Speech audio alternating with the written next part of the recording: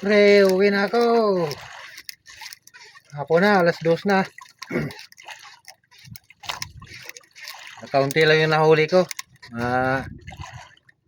Siguro mga 5 kilo mahigit.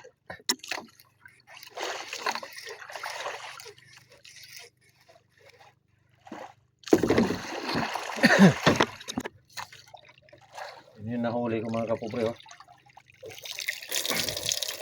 Baka mga 6 kilo pala ito. Sana makaabot ng 6.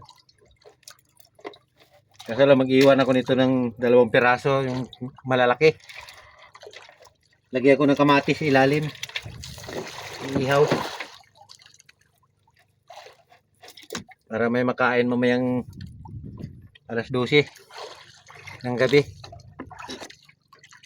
So, dami kong malalaki. Kasi isang piraso lang ihaw. Baka hindi na namin maubos. 3 lang kami dyan. Bahay. Yung iba ko kasing anak nasa Maynila. Yung isa nando sa Cebu. Nagbakasyon.